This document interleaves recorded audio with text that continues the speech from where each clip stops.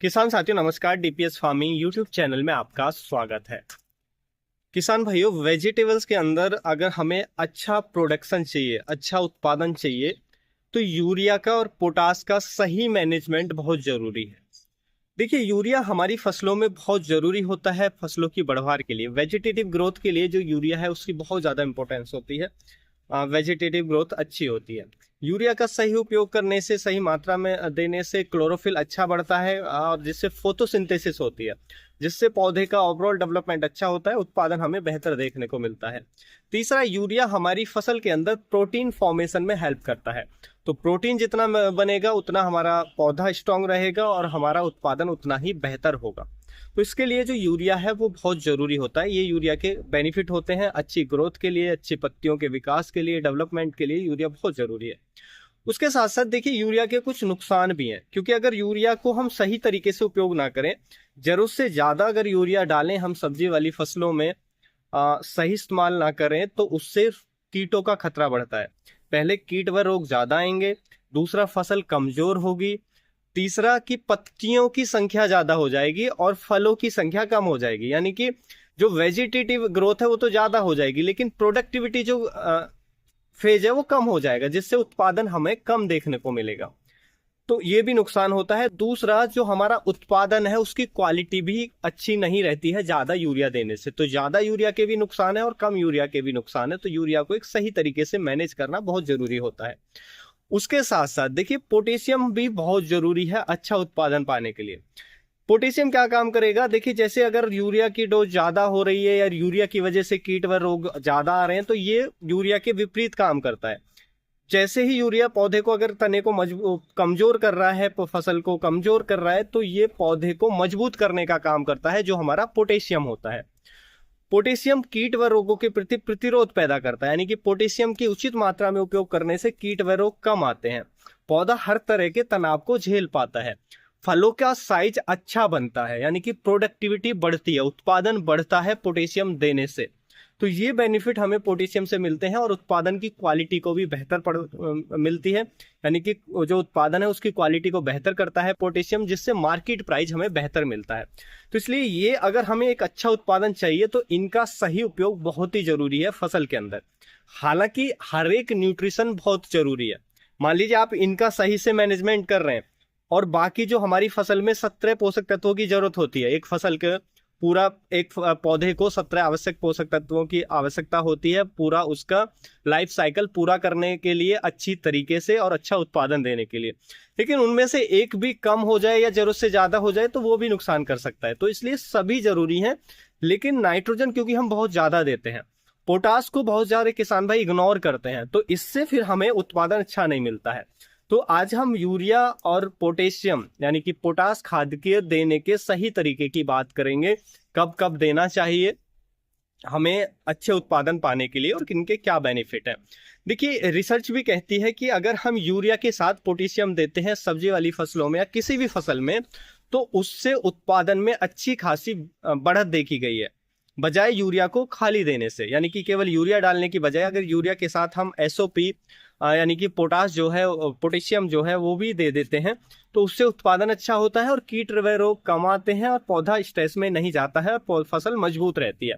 ये रिसर्च में देखा गया है। तो इसलिए जरूरी है कि इनका मैनेजमेंट, आप अगर सब्जी वाली फसल आप कर रहे हैं, कोई भी सब्जी वाली फसल, कोई भी वेजिटेबल्स क्रॉप, आप जैसे बेल वाली फसलें हैं, टमाटर है, मिर्ची है, खीरा है, आपका तरबूज है, खरबूज है, ककड़ी है, करेला है, लौकी है, भिंडी है, बैंगन है, कोई भी फसल आप कर रहे हैं तो बहुत जरूरी हो जाता है एक अच्छा उत्पादन पाने के लिए।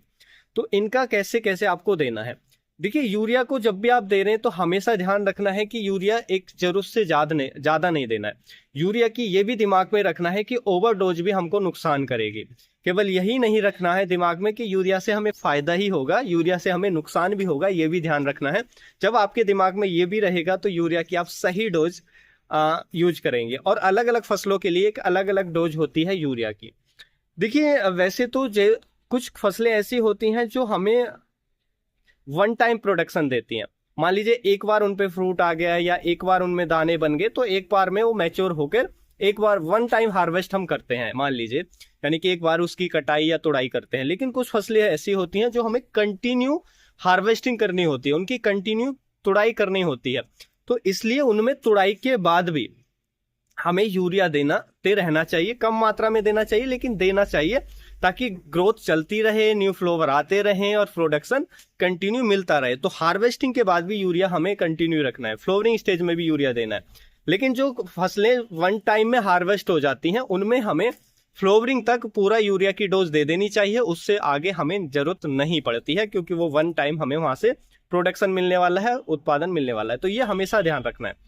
तो वेजिटेबल जो फसलें होती हैं यानी कि सब्जी वाले फसलें होती हैं, उनमें ज्यादातर ऐसा ही होता है कि हमें अनेक हार्वेस्ट लेनी पड़ती है, यानी कि अनेक तुड़ाई लेनी पड़ती है। तो जितना लंबा तुड़ाई आप ले सकते हैं उतनी ही, यानी कि जितनी ज्यादा तुड़ाई लेंगे उतना ही अच्छे से जो फर्टिलाइजर यानी कि खादों का मैनेजमेंट आपको करना पड़ेगा। यानी कि हम कह सकते हैं अगर खादों का मैनेजमेंट अच्छा करें यानी कि फर्टिलाइजर सही से दें तो उतनी ही ज्यादा तुड़ाई ले सकते हैं, उतना ही पौधे से उत्पादन मिलेगा और पौधा उतना ही लंबा आपको चलेगा, उत्पादन उतना बेहतर मिलेगा। तो देखिए यूरिया को आपको कैसे देना है। सबसे पहले हमें जो यूरिया देना चाहिए वो बुआई के समय भी या प्लांटिंग के समय, बेड प्रिपरेशन के टाइम भी यूरिया देना चाहिए। टोटल यूरिया का 10% दे सकते हैं। देखिए अलग अलग फसलों के लिए अलग अलग यूरिया की मात्रा होती है, तो आप जो फसल लगा रहे हैं उसकी देख लें कि कितना यूरिया चाहिए उसको अपना पूरा लाइफ साइकिल पूरा करने के लिए, यानी कि नाइट्रोजन कितना चाहिए, उसके हिसाब से यूरिया की मात्रा कैलकुलेट करके हमें डालनी चाहिए। तो बेसल डोज में या बुआई के समय, बेड प्रिपरेशन के समय हमें जरूर डालना चाहिए यूरिया, और उस समय पोटास भी देना चाहिए। तो उसमें क्योंकि बहुत सारे किसान भाई पोटास को इग्नोर करते हैं, पोटास बहुत जरूरी होता है फसलों के लिए, अच्छा उत्पादन के लिए। तो जो हमारा एमओपी होता है तो बेसल डोज में आप उसको दे सकते हैं, क्योंकि वो धीरे धीरे सॉल्युबल होता है, धीरे धीरे घुलता है और लंबे समय तक मिलता है। तो वो हम 25 से लेकर 50 केजी, फसल के ऊपर डिपेंड करता है कौन सी फसल लगा रहे हैं उसके हिसाब से हम डाल सकते हैं। उसके बाद जो यूरिया की दूसरी डोज हमें देनी होती है वो देनी है वेजिटेटिव स्टेज में, जो बुआई के या प्लांटिंग के 20 से 25 दिन बाद शुरू हो जाती है। तो उस समय सबसे ज्यादा मात्रा में हमें यूरिया देना है। उस समय आप टोटल यूरिया का लगभग 30% उस समय डाल सकते हैं, उसके साथ जो भी और डालना चाहें वो डाल सकते हैं। तो उस समय क्योंकि ज्यादा रिक्वायरमेंट है इसलिए हम सबसे ज्यादा यूरिया उस समय देंगे। उसके बाद फ्लावरिंग स्टेज में हमें उस समय भी पौधे को यूरिया की आवश्यकता होती है, क्योंकि फूल आना स्टार्ट हो जाते हैं, उस समय हमारी पौधे की ग्रोथ भी हो रही होती है। तो उस समय भी हम यूरिया दे सकते हैं लेकिन कम मात्रा में। उस समय नाइट्रोजन की ज्यादा मात्रा नहीं होनी चाहिए, यानी कि यूरिया की जरूरत से ज्यादा मात्रा फूलों को गिरा सकती है इस समय, तो ये भी ध्यान रखना है।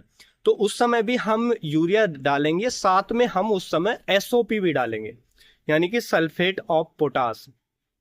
तो वो जैसे आपने यूरिया लिया, टोटल यूरिया का हम उस समय डाल सकते हैं लगभग 20% के आसपास उस समय हम दे सकते हैं।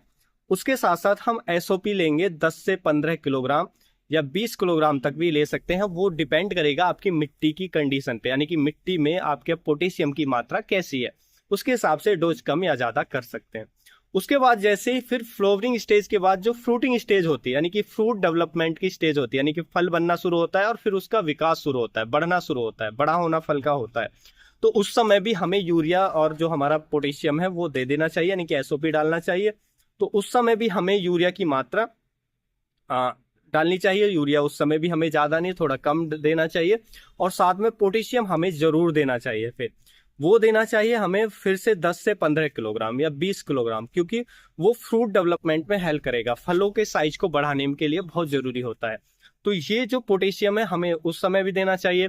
उसके बाद फिर हमारी हार्वेस्टिंग शुरू हो जाती है, तो हार्वेस्टिंग के बाद भी यूरिया की हमें थोड़ी थोड़ी मात्रा देती रहनी चाहिए, अगर हमें फसल को लंबा चलाना है, यानी कि उससे अनेक हार्वेस्ट लेनी है। तो यूरिया के साथ साथ एसओपी हमें डालते रहना चाहिए, और साथ में हमें कैल्शियम का भी उपयोग करना चाहिए, यानी कि जो कैल्शियम नाइट्रेट आता है यदि उसका भी उपयोग करते रहेंगे तो आप हार्वेस्टिंग को लंबा चला सकते हैं, यानी कि ज्यादा हार्वेस्ट आप अपनी फसल से ले सकते हैं।